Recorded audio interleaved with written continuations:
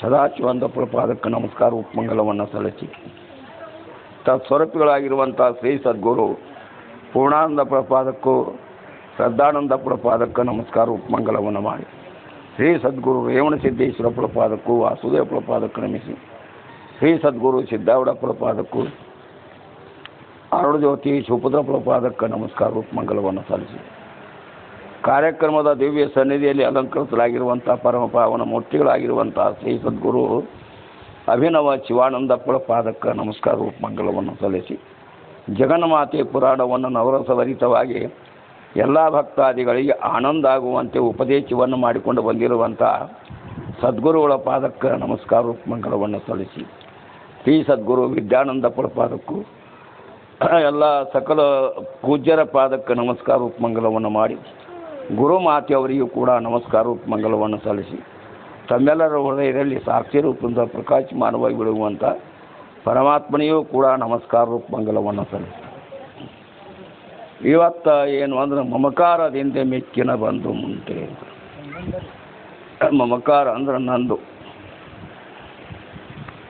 ಎಲ್ಲ ನಾನ ಮಾಡಿನುವಂತ ಜಗತ್ತಿನಲ್ಲಿ ಯಾವ ಈ ಮಮಕಾರ ಅನ್ನುವಂಥದ್ದು ದುಃಖಕ್ಕೆ ಕಾರಣ ಆಗೈತಿ ಸುಖಕ್ಕೆ ಕಾರಣ ಅಲ್ಲ ಅಂತ ಉತ್ಥಾನಪಾದ ರಾಜ ಅನ್ನುವಂಥವು ಏನು ಮಾಡಿದ್ದ ಅಂತ ಹೇಳಿದ ಉತ್ತರ ಧ್ರುವ ಅನ್ನತಕ್ಕಂಥವು ಅವನ ಮಗ ಮಮಕಾರ ಮಗ ಬಂದು ಕೂಡಲೇ ತೊಡಿ ಮೇಲೆ ಸಿಂಹಾಸನ ಮೇಲೆ ಕುಂತಿದ್ರು ತೊಡಿ ಮೇಲೆ ಕುಂಡಿಸ್ಬಿಡ್ತು ಕುಂತ ಕೂಡಲೇ ಎರಡನೇ ರಾಣಿಯವರು ಇವನ ಏನು ಕುಂತ್ಕೋತ್ವಾದ ಅಂದ್ರೆ ಇವನ ಏನು ಅಂದ್ರೆ ಮುಂದಿನ ಉತ್ತರಾಧಿಕಾರಿ ಹಾಕೋಣ ಅಂತೇಳಿ ತಿಳ್ಕೊಂಡು ಮ್ಯಾದ ಕುಂತಿದ್ದಲ್ಲ ಹುಡುಗ ಎಳೆದು ಒಗೆದು ಬಿಟ್ರು ಎಳೆದು ಒಗೆದು ಹೋದ್ಲು ಮಮಕಾರ ರಾಣಿಯವರು ಸಣ್ಣ ರಾಣಿಯವ್ರ ಮೇಲೆ ಮಮಕಾರ ಸುಮ್ಮನೆ ಕುಂತು ಎಲ್ಲರೂ ಅವ್ರ ಮಾತ್ರ ಕೇಳೋ ಜನನ ಜಗತ್ತಿನಲ್ಲಿ ಅದಕ್ಕಾಗಿ ಏನು ಅಂತೇಳಿ ಕೇಳ ಹುಡುಗ ಅಳ್ಕೊಂತ ಹೋತು ಅಳ್ಕೊಂತ ಹೋದ ಕೂಡಲೇ ಯಾಕಪ್ಪ ಯಾಕೆ ಅಳ್ತಿ ಅಂಥೇಳಿ ಕೇಳಿದಾಗ ಅಪ್ಪನ ತೊಡಿ ಮೇಲೆ ನಾ ಕುಂತಿದ್ನಿ ಸಣ್ಣ ನಾವು ಬಂದು ನಾನು ಎಳೆದು ಹೋಗೋದು ಬಿಟ್ಲು ಅದು ಪಡ್ಕೊಂಡು ಬರ್ಬೇಕಪ್ಪ ಹಂಗೆ ಬರಂಗಿಲ್ಲ ಅಂತೇಳಿ ತಾಯಿ ಪಡ್ಕೊಂಡು ಬಂದ್ರೆ ಏನುವುದಂದ್ರೆ ಏನಮ್ಮ ಶಿವನ ಕೃಪೆಯನ್ನು ಪಡ್ಕೋಬೇಕು ಶಿವನ ಕೃಪೆ ಪಡ್ಕೊಂಡು ಏನಾಕತಿ ಅಂತೇಳಿ ಕೇಳಿದ್ರೆ ಅದು ತಂದೆ ತೊಡೆ ಸಿಗುತ್ತತಿ ಅಂದ ಕೂಡಲೇ ಹಂಗೆ ತಾಯಿ ಮಾತು ಕೇಳಿದವನ ಹೋಗಿಬಿಟ್ಟು ಎಲ್ಲಿ ಕುಂಡ್ರಬೇಕು ತಪಸ್ಸು ಮಾಡಕ್ಕೆ ದೇವ್ರ ಚಿಂತೆ ಮಾಡ್ಬೇಕಪ್ಪ ದೇವ್ರ ಚಿಂತೆ ಮಾಡಿದ್ರೆ ನಿನಗೆ ಅವನ ಆಶೀರ್ವಾದ ಆಗ್ತೈತಿ ಅದು ದೇವರ ಎಲ್ಲಿ ಅದ ನಾವ ಏನಪ್ಪ ನಾವು ಹಂಗೆ ಕೇಳ್ತು ಯಮುನಾ ನದಿ ದಂಡಿಗೆ ಇರ್ತಾನಂತ ನಾವಂತೂ ಭೇಟಿ ಮಾಡಿಕೊಂಡು ಇಲ್ಲ ಅವನು ನಮಸ್ಕಾರ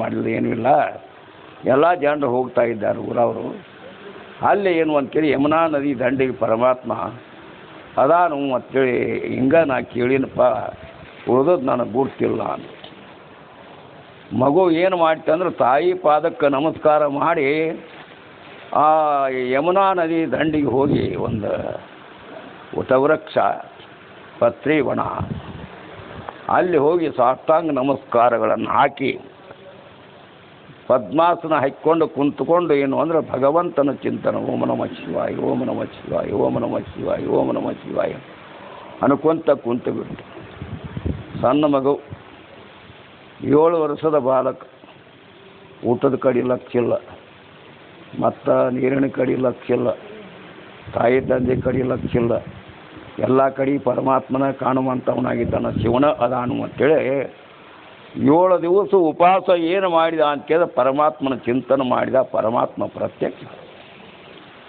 ಕೈಲಾಸಪತಿ ಪರಮಾತ್ಮ ಬಂದ ಏನಪ್ಪ ನೀ ಭಾಳ ಭಕ್ತಿವಂತ ಮತ್ತು ನೀ ಭಕ್ತಿಯಿಂದ ನಾನು ನೆನೆಸಿದ್ನಿ ಮತ್ತು ಬಂದೇನೋ ಮತ್ತೇನು ಬೇಡ್ತಿ ಬೇಡು ಒಟ್ಟು ಬೇಡು ಅಂದ ಕೂಡಲೇ ಹೌದಪ್ಪ ಮತ್ತು ನಮ್ಮವ್ವ ಹೇಳಿದ್ಲು ಯಮುನಾ ನದಿ ದಂಡಿಗೆ ಪರಮಾತ್ಮ ಇರ್ತಾನು ಅಂತೇಳಿ ಹೇಳಿದ್ದು ಅದಕ್ಕಾಗಿ ನಾನು ನಿನ್ನನ್ನು ಕುರಿತು ಚಿಂತೆ ಮಾಡಿನಿ ನೀ ಬಂದು ಭಾಳ ಸಂತೋಷ ಆಯ್ತು ನನಗೆ ಮತ್ತೇನು ಕೇಳ್ತಿ ಕೇಳಪ್ಪ ಅಂದ್ರೆ ಏನು ಕೇಳಕ್ಕೆ ಬಂದಿದ್ಲು ಮರ್ತು ಬಿಟ್ಟ ಅದನ್ನು ಮರೆತು ಏನು ಮಾಡಿದ ಅಂತ ಕೇಳಿದೆಯಪ್ಪ ನಿನ್ನ ಪಾದ ಒಂದು ಇದ್ರೆ ಸಾಕು ನಾನು ಧನ್ಯ ಆದೆತ್ತಳು ಸಾಷ್ಟಾಂಗ ನಮಸ್ಕಾರಗಳನ್ನು ಹಾಕಿದ ವರದ ಹಸ್ತ ಮಸ್ತಕದ ಮೇಲೆ ಪರಮಾತ್ಮ ಇಟ್ಟು ಮುಂದೆ ನೀನು ಸಾರ್ವಭೌಮ ಚಕ್ರವರ್ತಿ ಮಹಾರಾಜ ಅಕ್ಕಿ ಹೋಗಪ್ಪ ಅಂತೇಳಿ ಆ ಧ್ರುವನಿಗೆ ಏನು ಮಾಡಿದ ಅಂದ್ರೆ ಆಶೀರ್ವಾದ ಮಾಡಿದ ಅಂತ ಮುಂದೆ ಏನಾಯ್ತು ಅಂದ್ರೆ ಸಣ್ಣ ರಾಣಿಯವರಿಂದ ಹುಟ್ಟಿದ ಮಗ ತೀರ್ಕೊಂತ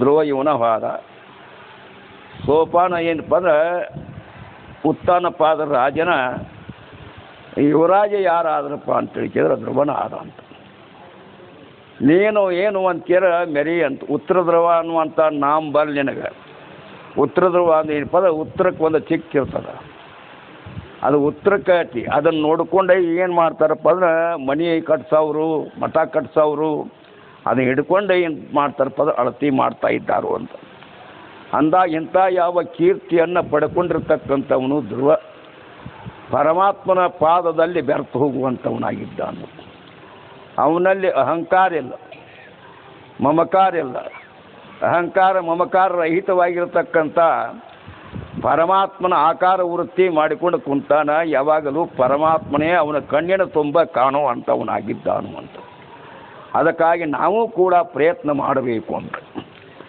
ಈಗ ಅಪ್ಪಗಳು ಎಲ್ಲ ಏನಪ್ಪ ಅಂದ್ರೆ ಪೂರ್ಣಾನಂದ ಅಪ್ಪಗಳು ಶ್ರದ್ಧಾನಂದ ಅಪ್ಪಗಳು ಜಗದ್ಗುರು ಶಿವಾನಂದ ಅಪ್ಪಗಳು ಎಲ್ಲ ಪರಮಾತ್ಮನ ಸ್ವರೂಪವನ್ನು ತಿಳಿಸಿಕೊಟ್ಟಿದ್ದಾರೆ ಈ ಊರಿಗೆ ಬಂದ ಅಪ್ಪಗಳು ಕನಿಷ್ಠ ಅಂದ್ರೆ ಒಂದು 50-60 ವರ್ಷ ಆಗಿರಬೇಕು ಏನು 70 ವರ್ಷ ಆಗೈತಿ ಈ ಊರಿಗೆ ಪಾದಾರ್ಪಣ ಮಾಡುವಂಥವ್ರು ಆದ್ರೆ ಅಪ್ಪಗಳು ಏನು ಅಂತೇಳಿ ಇಲ್ಲಿ ಬಂದು ಏನು ಅಂದ್ರೆ ಮೊದಲ ಚಕಡಿ ಮೇಲೆ 7 ದಿವಸ ಸಪ್ತ ಮಾಡಿ 7 ದಿವಸಪ್ಪ ಅಪ್ಪಗಳು ಉಪವಾಸ ಇರೋವು ಉಪವಾಸ ಇದ್ದು ಕೊನೆ ದಿವಸ ಎಲ್ಲ ಏನಪ್ಪ ಭಜನೆಗಳು ಬಂದಿರ್ತಾವೆ ಊರಾಗ ಮೆರವಣಿಗೆ ಆಗೋದು ಮೆರವಣಿಗೆ ಮುಗಿದ ನಂತರದಲ್ಲಿ ಎಲ್ಲರೂ ಬಂದು ಊಟಕ್ಕೆ ಕುಂಡ್ರವ್ರು ಊಟಕ್ಕೆ ಕುಂತಾಗ ಓಂ ನಮಃ ಶಿವಾಯ ಅಂತೇಳಿ ಅನ್ಕೊಂತ ಎಲ್ಲ ಏನು ಕೇಳ ಊಟ ನೀಡೋ ಪರ್ಯಂತರವಾಗಿ ಓಂ ನಮಃ ಶಿವಾಯ ಅನ್ನಿಸ್ತಾ ಇದ್ರು ಅಪ್ಪಗಳು ಆಗಿನ ಕಾಲಕ್ಕೆ ಏನು ಊಟವು ಅಂತೇಳಿ ಕೇಳಿದ್ರೆ ಮಾದ್ಲಿ ಉತ್ತಮವಾದ ಮಾದ್ಲಿ ಏನಪ್ಪ ಅಂದ್ರೆ ಸುವಾಸನೆ ಬರ್ತತ್ತು ಅಂತ 10 ಚೀಲ 15 ಚೀಲ ಮಾದ್ಲಿಯನ್ನು ಮಾಡಿಸಿ ಮತ್ತೇನಪ್ಪ ಅಂದ್ರೆ ಅನ್ನದ ಊಟ ಈ ಪ್ರಕಾರವಾಗಿ ಮಾಡ್ತಾಯಿದ್ರು ಎಲ್ಲರಿಗೂ ನೀಡಿಸಿ ಬಂದು ಸಾಷ್ಟಾಂಗ ನಮಸ್ಕಾರ ಹಾಕವ್ರ ಅಪ್ಪ ಅವರು ಸಾಷ್ಟಾಂಗ ನಮಸ್ಕಾರ ಹಾಕಿ ಅಲ್ಲೇ ಮಂದ್ಯಾಗ ನಮಗೂ ಒಟ್ಟು ಕೊಡ್ರಿಪ್ಪ ಅಂತೇಳಿ ಇಸ್ಕೊಂಡು ಅಲ್ಲೇ ಊಟ ಮಾಡ್ತಾಯಿದ್ರು ಅಂತ ಇಂಥ ನಿರಾಭಿಮಾನ ಸ್ಥಿತಿ ಅಪ್ಪಗಳು ಮುಂದೇನಾಯ್ತು ಅಂತೇಳಿ ಕೇಳಿದ್ರೆ ಅಪ್ಪಗಳು ಅನುಷ್ಠಾನ ಮಾಡಿ ಮುಗಿಸಿದ ಕೂಡಲೇ ಲಕ್ಲಾಯಿನ ಕೊಪ್ಪದ ಮಂದಿ ಭಾಳ ಪ್ರೀತಿ ಆಯ್ತು ಅವರು ಸಪ್ತಾದಿಗಳನ್ನು ಮಾಡಿದರು ಅಲ್ಲಿ ಹಿರೇಕುಮ್ಮಿ ಒಳಗೆ ಏನಪ್ಪ ಅಂತೇಳಿ ಕೇಳಿದ್ರೆ ಗವ್ಯಪ್ಪ ಅಂಥೇಳಿ ಅವನು ಕಲ್ಲಪ್ಪ ಗವ್ಯಪ್ಪ ಅಂತೇಳಿ ಇಬ್ಬರು ಅಣ್ತಮ್ಮರು ಅವರು ದೊಡ್ಡ ಶ್ರೀಮಂತರವರು ಬೆಳವಡಿ ಅಂತೇಳಿ ಅವರು ಅಪ್ಪಗಳನ್ನ ಕರ್ಕೊಂಬರೋನು ಅಂದ್ರೆ ಮೊದಲಿಂದ ಸಂಬಂಧಿಕರಾದರೂ ಕೂಡ ನಮ್ಮ ಸಂಬಂಧಿಕ ಅಂತೇಳಿ ತಿಳ್ಕೊಳ್ಳಿಲ್ಲ ಅವರು ನಮ್ಮನ್ನು ಉದ್ಧಾರ ಮಾಡಲಿಕ್ಕೆ ಬಂದಿರುವಂಥ ಜಗದ್ಗುರು ಪೂರ್ಣಾನಂದ ಸ್ವಾಮಿ ಅಂತೇಳಿ ಈ ಪ್ರಕಾರವಾಗಿ ತಿಳ್ಕೊಂಡು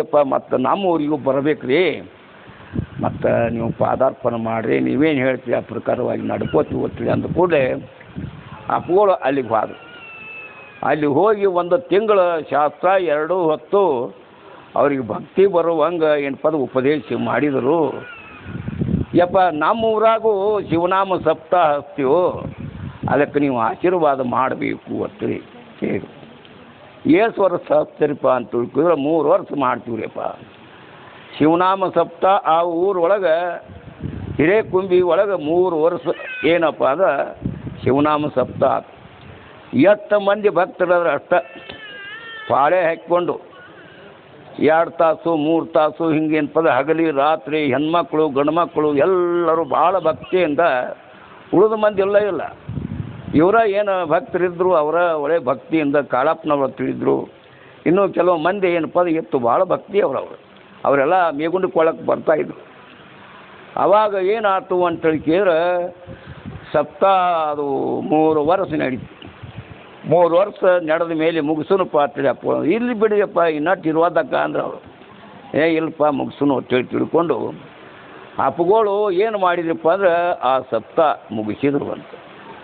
ಮುಗಿಸಿ ಮತ್ತೆ ಮುಂದಿನ ಊರಿಗೆ ಹೋಗುವಂಥವ್ರು ಆದರು. ಅವರು ಬೆಳೋಡಿ ಅವರು ಭಾಳ ಭಕ್ತಿ. ಇಬ್ಬರು ಅಣ್ಣ ತಮ್ಮ ಏನಪ್ಪ ಅಂದ್ರೆ ಅವರು ಈ ತಾಲೂಕಿಗೆ ಸೌದತ್ತಿ ತಾಲೂಕಿಗೆ ಮುಖ್ಯ ಆಗಿರ್ತಕ್ಕಂಥ ದ್ವಯಪ್ಪ ಬ್ರಹ್ಮಚಾರಿ ಇದ್ದು. ಕಲ್ಲಪ್ಪನವರು ಲಗ್ನ ಮಾಡಿಕೊಂಡಿದ್ದರು, ಮಕ್ಕಳ ಹಡ್ದಿದ್ರು. ಆಮೇಲೆ ಬೆಳಗಾವಿ ಜಿಲ್ಲಾ ತುಂಬ ಅವ್ರದ ಪ್ರಚಾರ ಅನ್ನುವಂಥದ್ದಿತ್ತು. ಬೆಳಗಾವದೊಳಗೆ ಅವ್ರದ ಎಲ್ಲ ಮುಖ್ಯ ನಡೀತಾ ಇತ್ತು ಅಂತ. ಅವಾಗ ಏನಪ್ಪ ಅಂದ್ರೆ ಈ ಯಾವ ಕಾರ್ಯಕ್ರಮ ಅನ್ನುವಂಥದ್ದು ಅಲ್ಲಿ ಮಾಡಿದರು. ಒಮ್ಮೆ ಅವ್ರ ಮನೆಗೆ ಹೋಗಿದ್ದು ನಾನು. ಮನೆಗೆ ಹೋದಾಗ ಬರ್ರಿಯಪ್ಪ ಅಂತೇಳಿ ಟ್ರೀಟ್ ಮಾಡಿದ್ರು. ಅವರು ನಮ್ಮ ಬಸವರಾಜ ಸ್ವಾಮಿಗಳು ಹೋಗಿದ್ರು ಅಲ್ಲಿ ರಾಯರಹಬ್ಬಳ್ಳಿ ಎಲ್ಲ ಊರಿಗೆ ಉಪದೇಶ ಕೊಟ್ಟರು. ನೀವು ಅವ್ರು ತೋರಿಯವ ಅಂತೇಳಿ ಅಂದ್ರು ಅವರು. ಏನೋ ತೋರಿ ಅಂದ ಕೂಡಲೇ ಅವರು ಅಂದರು, ನಮ್ಮ ಗುರುಗಳು ಪೂರ್ಣಾನಂದ ಸ್ವಾಮಿಗಳು ಅದಾರ. ಆ ಪೂರ್ಣಾನಂದ ಸ್ವಾಮಿಗಳು ಮಠಕ್ಕೆ ಯಾರು ಅದಾರು ಅವ್ರ ಕಡೆ ನಾವು ಉಪದೇಶ ತಗೋತೀವಿ ಅಂತೇಳಿ ಹೇಳಿದ್ರು. ಎಷ್ಟು ಒಂದು ಭಯಭಕ್ತಿ ನೋಡ್ರಿ. ಅದಕ್ಕಾಗಿ ಅವರು ಏನಪ್ಪ ಆಮೇಲೆ ಇನ್ನು ಅಪ್ಪಗಳಿದ್ದಾಗ ಬಂದರು ಬಿಟ್ಟು ಗುರ್ತಾಗಿಲ್ಲ. ಈಗಾದರೂ ಕೂಡ ಅವರು ಅದರ ಭಾಳ ದೊಡ್ಡ ಶ್ರೀಮಂತರು ಅವರು. ಅವರು ಏನು ಅಂತೇಳಿದ್ರೆ ಈ ಸೋಮನಕೊಪ್ಪದಿಂದ ಅಪ್ಪಗೋಳ ಬರಲಿ ಅನ್ನುವಂಥ ಭಾವನಾ ಅವ್ರದ್ದು ಪರಿಶುದ್ಧ ಭಾವನಾ ಅದ. ಅದಕ್ಕಾಗಿ ಅಪ್ಪಗಳು ಅಭಿನವ ಶಿವಾನಂದ ಅಪ್ಪಗಳು. ಗಡಿಗಿನ ಅಪ್ಪಗಳು ಏನು ಅಂತ ಹೇಳುತ್ತಾ ನಮ್ಮದು ಅಭಿನಯ ಐತಿ ಅವ್ರದ್ದು ಅಭಿನವ ಇದು ಅನ್ನಬಾರ್ದು ಅಂತೇಳಿ ಅಂದ್ರತ್ತ ನಾವು ಅದನ್ನು ಬಿಡೋದು. ನೂತನ ಶಿವಾನಂದ ಮಹಾಸ್ವಾಮಿಗಳು ಮಹಾರಾಜ್ ಕಿ ಜೈ. ನೂತನ ಇಲ್ಲ ನೂತನ ಯಾವ ಜಗದ್ಗುರು ಶಿವಾನಂದ ಸ್ವಾಮಿ ಮಹಾರಾಜ್ ಕಿ ಜೈ. ಅಭಿನವ ಬಿಟ್ಟು ಬಿಡು. ಅವ್ರು ನಮ್ಮ ದತ್ತಿ ಯಾಕೆ ಹಾಕ್ತೀರಿ ಅಂದ್ರತ್ತ ಅವ ದುಡ್ದು ಅವನ್ನೇ ಯಾಕೆ ಹಿಡ್ಕೊಳ್ಳೋದು. ನಾವು ದೊಡ್ಡವ್ರು ಕೂಡ ಜಗಳ ಮಾಡೋಕ್ಕೆ ಹೋಗಬಾರ್ದು. ಅದಕ್ಕಾಗಿ ಈ ಪ್ರಕಾರವಾಗಿ ಅಪ್ಪಗಳು ಏನು ಅಂತೇಳಿ ಕೇಳಿದ್ರೆ ಏನು ಹೇಳ್ತೀವಿ. ನೂತನ ಜಗದ್ಗುರು ಶಿವಾನಂದ ಮಹಾಸ್ವಾಮಿಗಳವರು ಸೋಮನಕೊಪ್ಪ ಆಗಬೇಕು. ಆಮೇಲೆ ಏನು ಅಂತೇಳಿ ಕೇಳಿದ್ರೆ ಒಮ್ಮೆ ಅಪ್ಪಗಳು ಅಲ್ಲಿ ಏನಪ್ಪ ಅಂದ್ರೆ ಹಿರೇಕುಂಬಿ ಒಳಗೆ ಬೆಳೋಡವ್ರ ಮನೆತನ ಭಾಳ ಭಕ್ತಿ ಮಂದಿರು ಅದಾರ ಅವರು. ಆ ತಾಯಿ ಊರು ಏನಪ್ಪ ಅಂದ್ರೆ ಅಣಿಸಿ ಅವರು ಹೆಣ್ಮಗಳು ಅಲ್ಲಿ ತೊಗೊಂಡಾರ. ನಾವು ಆ ಅಪ್ಪಗಳು ಶಿಷ್ಯರ ಆಗ ಅವರು ಇವತ್ತು ನೋಡಿ ಎಷ್ಟು ಒಂದು ಭಕ್ತಿ ಅವರು. ಇನ್ನೇ ನೀವು ಅಪ್ಪಗಳು ಹೋಗ್ಬೇಕು ಗಂಗೆ ನಾ ತಿಳಿಸ್ನಲ್ರಿ ಅವರಿಗೆ. ಮತ್ತು ಅಪ್ಪಗಳು ಬರ್ತಾರು. ಸೋಮನಕೊಪ್ಪ ಅಂದ್ರೆ ಮುಗಿತ್ರಿ ಅವರಿಗೆ. ಸೋಮನಕೊಪ್ಪ ಅಂದ್ರೆ ಸಾಕ್ಷಾತ್ ಕೈಲಾಸದವರ ಬಂದಾರ ಒತ್ತಡಿ ಹಿಂಗೆ ತಿಳ್ಕೊತಾ ಇದ್ದಾರೆ ಅವರು. ಅಂಥದ್ದು ಒಂದು ಶಕ್ತಿ ಅದ. ಅದಕ್ಕಾಗಿ ನೀವು ಹೋಗೋಣ ಅಂದ್ರೆ ನಾವು ನೀವು ಕೂಡೇ ಒಮ್ಮೆ ಹೋಗೋಣ, ಊಟ ಮಾಡಿ ಬರೋನು. ಗುರು ಪರಂಪರೆ ಏನಪ್ಪ ಅಂದ್ರೆ ಅದು ನಡಿಬೇಕು ಅಂತ, ನಿಮ್ಮಿಂದ ನಡಿಬೇಕು. ಗುರುಗಳ ಮುಖ್ಯ. ಯಾಕಂದ್ರೆ ಅದನ್ನು ಬಿಡಬಾರ್ದು ಅಂತ ನಾ ಅಂದೆ. ಹಂಗಾದ್ರೆ ಅಪ್ಪಳಿಗೆ ಹೇಳೋಣ ಅಂತೇಳಿ ಆಮೇಲೆ ನಾನು ಹೋಗೇ ಇಲ್ಲ. ಹೋಗೋ ಪ್ರಸಂಗನ ಬರೋಂಗಿಲ್ಲ, ಹಿಂಗಾಗಿ ಹೋಗಿಲ್ಲ. ಅದಾರ ಅವರು ಭಾಳ ಭಕ್ತಿ ಮಂದಿ. ಅದು ಏನೋ ದೊಡ್ಡ ಶ್ರೀಮಂತರು ಅವರು.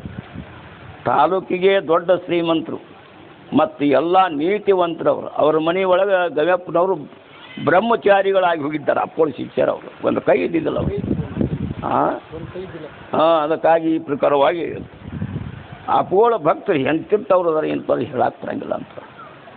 ಅಂಥ ಯಾವ ಅಹಂಕಾರ ಮಮಕಾರವನ್ನು ಬಿಟ್ಟಿರ್ತಕ್ಕಂಥ ಯಾವ ಗುರುಗಳು ಅವ್ರು ಏನಪ್ಪ ಅಂದ್ರೆ ಭಕ್ತರು. ಅಂಥ ಭಕ್ತರ ಒಂದು ಆಶೀರ್ವಾದ ಜಗದ್ಗುರು ಪೂರ್ಣಾನಂದ ಅಪ್ಪಗಳು ಶ್ರದ್ಧಾನಂದ ಅಪ್ಪಗಳು ಮಾಡ್ತಾಯಿದ್ದಾರೆ. ಇನ್ನು ಮೇಲೆ ನೂತನ ಶ್ರೀ ಸದ್ಗುರು ಜಗದ್ಗುರು ಶಿವಾನಂದ ಮಹಾಸ್ವಾಮಿಗಳವರು ಮತ್ತು ಅಂದ್ರೆ ಅವರು ನಾವು ಕೂಡಿ ಒಂದು ದಿವಸ ಹೋಗಿ ಫೋನ್ ನಂಬರ್ ನಾವು ತೊಗೊಂಡಿಲ್ಲ. ಅವ್ರು ಹೋದ್ರೆ ಸಾಕು. ಸೋಮನಕೊಪ್ಪದವ್ರು ಬಂದಾರ ಅಂದ್ರೆ ಕೈಲಾಸನ ಬಂತಪ್ಪ ನಮ್ಮ ಮನೆಗೆ ಅಂತಾರೆ. ಅದು ಒಬ್ಬರನ್ನ ಯಾರು ಕಳಿಸಿ ಹೇಳಿದ್ರೆ ಪತ್ರಿಕೆ ಕೊಟ್ಟು ಕಳಿಸಿದ್ರೆ ಬೇಸಕತೆ. ನಮ್ಮ ಅವರು ಪ್ರೀತಿ ಯಾಕಂದ್ರೆ ಇದು ಹಿರೇಕುಂಬೆ ಅಂದ್ರೆ ಮೊದಲಿನ ಊರದು. ಲಕ್ಕಲಾಯಿನ ಕೊಪ್ಪ ಆದ ಮೇಲೆ ಹಿರೇಕುಂಬಿಗೆ ಅಪ್ಪಗಳು ಹೋಗ್ಯಾರ. ಅದಕ್ಕಾಗಿ ಅದು ಹಳೆ ಊರ. ಈಗ ಅವರು ನಿಮ್ಮ ಮೇಲೆ ಮನಸ್ಸಿಟ್ಟುಕೊಂಡಿದ್ದಾರೆ. ಅದಕ್ಕಾಗಿ ನೀವು ಹೋಗ್ಬೇಕು. ಬರ್ತೀವ, ನಾವು ಬರ್ತೀವಿ, ಇಬ್ಬರು ಕುಡಿಯೋಕೆ ಹೋಗೋಣ. ಅವ್ರ ಮನ್ಯಾಗ ಊಟ ಮಾಡಿ ಇಲ್ಲೇ ಬರ್ತೀವಿ ಅಂದರೆ ಇಲ್ಲೇ ಬಂದು ಉಪದೇಶ ತಗೊಳ್ಳಿ. ಇಲ್ಲ ಯಪ್ಪ ಎಲ್ಲ ಮಂದಿ ನಾ ಕೂಡಿಸ್ನು ಅಲ್ಲೇ ಬಾರಲ್ಲ, ಅಲ್ಲಿ ಹೋಗಿ ನೀವು ಉಪದೇಶ ಕೊಡಕ್ಕೆ ಬರ್ತದೆ. ಅದಕ್ಕಾಗಿ ಗುರು ಸಾಂಪ್ರದಾಯ ಅನ್ನತಕ್ಕಂಥದ್ದು ಬೆಳಿಬೇಕು ಅನ್ನುವಂಥ ಇಷ್ಟ ನಮಗೆ. ಅದಕ್ಕಾಗಿ ಅಂಥ ಯಾವ ದಿವ್ಯ ಸ್ಥಿತಿಯನ್ನು ಕಂಡು ಧನ್ಯರಾಮ್. ಜೈ ಮಂಗಲಂ, ಜೈ ನಮಃ ಪಾರ್ವತಿ. ಇಲ್ಲಿವರೆಗೆ ನೀವಂತ ಅಸರಸ್ಸು ಕಲಿಸಿದ್ದಾರೆ. ಧನ್ಯವಾದಗಳು. ನಿಮ್ಮ ಕಾರ್ಯಕ್ರಮ